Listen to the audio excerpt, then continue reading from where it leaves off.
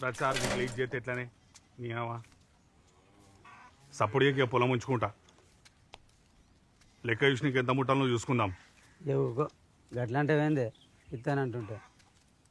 నేను కాబట్టి ఆకుతున్నానే. వచ్చే నెలకు ఇస్తే మాత్రం లేట్ చేయొద్దు.